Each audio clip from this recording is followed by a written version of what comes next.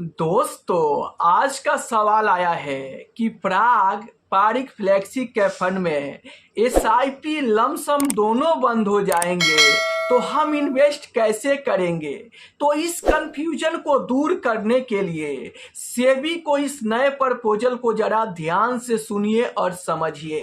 चलिए मैं आपको आसान भाषा में समझाता हूँ। देखिए, मार्केट रेगुलेटर जो सेबी है ना, उन्होंने साफ शब्दों में कहा है कि अगर किसी भी फंड का 5 साल कंप्लीट हो जाता है और उसका यूएम साइज 50,000 करोड़ से ऊपर चला जाता है तो उस फंड में एसआईपी और लमसम दोनों बंद कर दिए जाएंगे।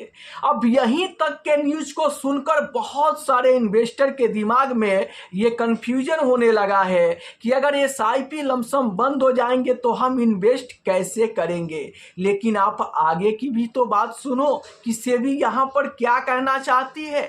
आगे से भी यहां पर कह रही है कि देखो, जिस फंड का 5 साल कंप्लीट हो जाता है और उसका यूएम साइज 50,000 करोड़ से ज्यादा हो जाता है तो उसमें एसआईपी और लमसम बंद कर दिए जाएंगे। और बंद करके क्या उसका सेकेंड फंड लॉन्च कर देना एक सही डिसीजन होगा, इस पे लोगों से सेबी ने उनकी राय मांगी है।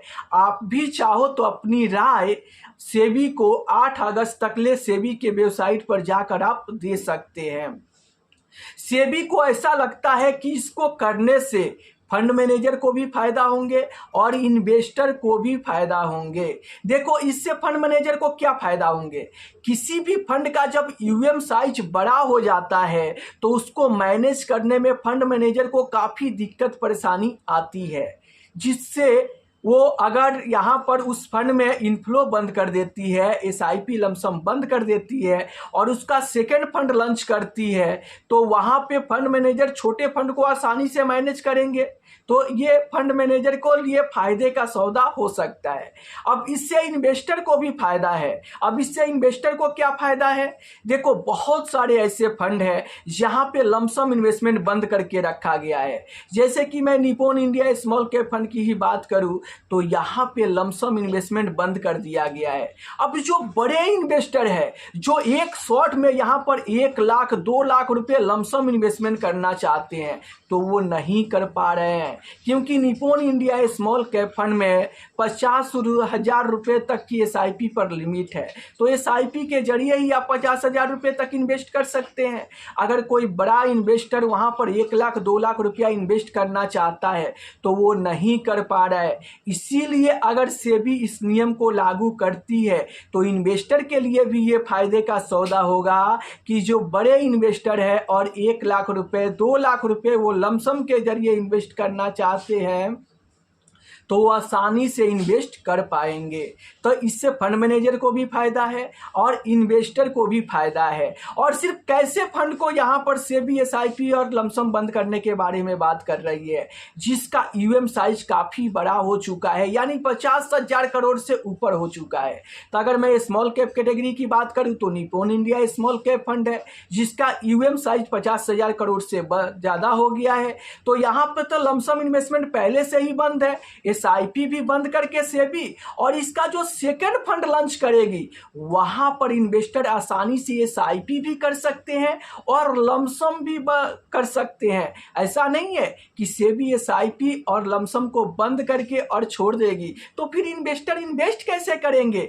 उनको इन्वेस्ट करने के लिए सेम एएमसी का सेम कैटेगरी का सेकंड फंड लॉन्च करेगी, जिसमें से इन्वेस्टर एसआईपी और लमसम दोनों के जरिए इन्वेस्ट कर सकेंगे। अगर मैं और आसान भाषा में बताऊं तो पहले आपने सुना था कि एक एएमसी का एक कैटेगरी में एक ही फंड लॉन्च होता था, लेकिन अब सेबी बोल रही है कि अगर आप चाहते हो तो एक एएमसी एक ही कैटेगरी के सेकेंड फंड भी लॉन्च कर सकती है, जहां पे इन्वेस्टर को एसआईपी और लमसम दोनों करने में फायदा हो और वो आसानी से कर सके।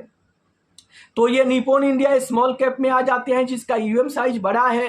तो अगर होता है तो इस फंड को आगे चलकर बंद करके इसका सेकेंड फंड लॉन्च कर दिया जाएगा। वैसे ही अगर मैं मिड कैप कैटेगरी की बात करूं तो HDFC मिड कैप फंड है जिसका यूएम साइज काफ़ी बड़ा हो चुका है। तो इस फंड का भी अगर यहाँ पर ये नियम लागू होता है तो इसका भी सेकेंड फंड लॉन्च हो सकता है। अब वैसे ही अगर मैं फ्लेक्सी कैप फंड की बात करूं तो पारिक फ्लेक्सी कैप फंड का यूएम साइज काफ़ी बड़ा हो चुका है।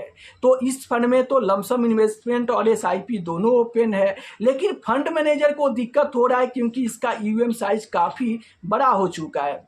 तो सेबी बोल रही है अगर आपको इससे कोई दिक्कत परेशानी है तो इस सेम कैटेगरी के सेम फंड का आप सेकेंड फंड लॉन्च कर सकते हो, जहां पर इन्वेस्टर फिर से आसानी से इन्वेस्टमेंट कर पाएंगे और उनको कोई दिक्कत परेशानी नहीं होगा। अब बहुत सारे इन्वेस्टर के मन में ये सवाल चल रहा है कि अगर सेकेंड फंड लॉन्च होगा तो मैं फर्स्ट वाले फंड में भी इन्वेस्टमेंट किया और सेकंड में भी जब इन्वेस्टमेंट करेंगे तो हमें डबल एक्सपेंस रेशियो देना पड़ेगा। नहीं मेरे बॉस, आपका डबल एक्सपेंस रेशियो नहीं लगेगा, क्योंकि मान लो कि आपको 2 लाख रुपया इन्वेस्ट करना था, 1 लाख रुपया आप पहला फंड में इन्वेस्ट कर दिए तो 1 लाख पर ही एक्सपेंस रेशियो लगेगा। और 1 लाख रुपया आप सेकेंड फंड में इन्वेस्ट करते हैं तो सेकेंड फंड में 1 लाख रुपये पर इन्वेस्ट आपको एक्सपेंस रेशियो लगेंगे। तो आपको तो एक्सपेंस रेशियो सिर्फ 2 लाख रुपए पर ही लग रहा है, 1 लाख रुपए पर इस फंड में, 1 लाख रुपए पर उस फंड में। तो ये डबल नहीं हुआ, बल्कि जितना एक्सपेंस रेशियो एक फंड में 2 लाख रुपया इन्वेस्ट करके लगते उतना ही आपको 2 फंड में इन्वेस्ट करके एक्सपेंस रेशियो लग रहा है। अब बहुत सारे व्यूअर्स का ये भी सवाल आ रहा है कि हमारे SIP का क्या होगा।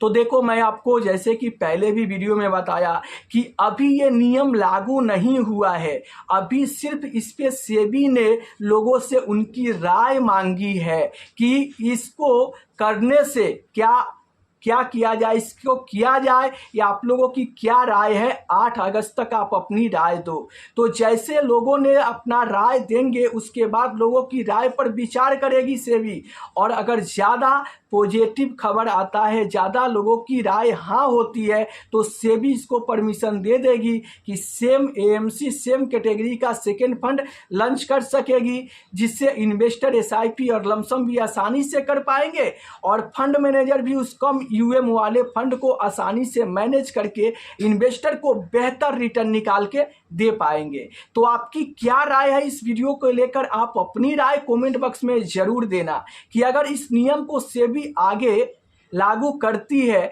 तो इससे फायदा होगा या नुकसान होगा। आप अपनी राय कमेंट बॉक्स में जरूर दीजिएगा। अगर आपके भी मन में म्यूचुअल फंड से जुड़ी, इन्वेस्टमेंट से जुड़ी कोई भी सवाल चल रहा है तो आपको बिल्कुल भी शर्माने की ज़रूरत नहीं है, आप कमेंट करके पूछ सकते हैं। मैं पूरा कोशिश करूंगा उसे अगले वीडियो में आपका कमेंट का रिप्लाई देने के लिए। तो फिर मिलते हैं हम नेक्स्ट वीडियो में, तब तक के लिए जय हिंद, जय भारत।